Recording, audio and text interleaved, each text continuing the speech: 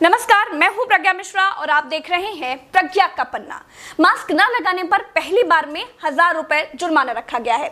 दूसरी बार मास्क न लगाने पर 10,000 रुपए जुर्माना रखा गया है।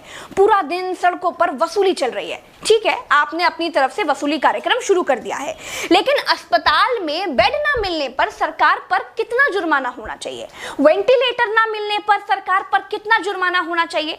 कोरोना टेस्ट न होने पर सरकार पर कितना जुर्माना होना चाहिए? शमशान में मुर्दा जलाने के लिए लकड़ियां न होने पर सरकार पर कितना जुर्माना होना चाहिए? शमशानों में दिन दिन भर मुर्दा जलाने की वेटिंग के लिए सरकार पर कितना जुर्माना होना चाहिए?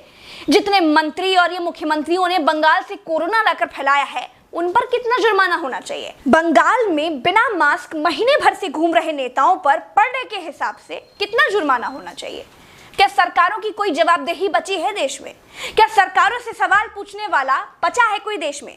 क्या कोई पूछ सकता है कि 1 साल से देश कोरोना महामारी झेल रहा है, आपने पूरे देश में कितने नए हॉस्पिटल बनाए हैं?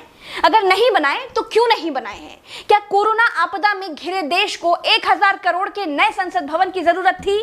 क्या देश को 300 करोड़ के नए बीजेपी दफ्तर की जरूरत थी? क्या देश को तत्काल 1100 करोड़ के राम मंदिर की आवश्यकता थी?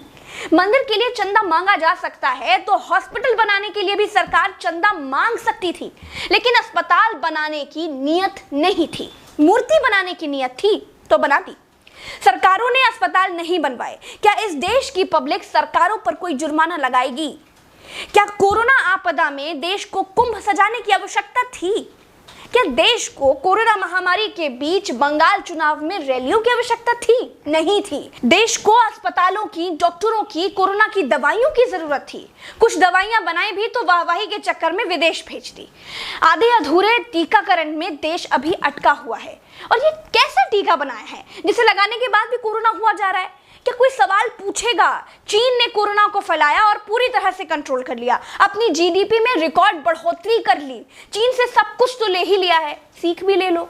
देश में सब आत्ममुग्धता के शिकार हैं। सबको अपनी अपनी तारीफ चाहिए। कुछ ने तारीफ के लिए तो फौज पाल रखी है, और जिनका मन फौज से भी नहीं भरता है, उन्होंने तारीफ के लिए सूचना और जनसंपर्क विभाग बना दिए हैं।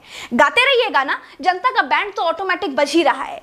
जिनके अगल बगल से कोरोना से लाशें नहीं उठी है ना, वो मेरी बात को नहीं समझ पाएंगे। जो कोरोना की पीड़ा से गुजरे हैं, जिन्होंने कोरोना से मरे हुए लोगों को शमशान में जलते देखा है, जिन्होंने कतार में लंबी लाशें देखी हैं, वो जान जाएंगे कि मैं क्या कह रही हूं और क्यों कह रही हूं। चलते हैं। राम राम, जय हिंद, दुआ सलाम।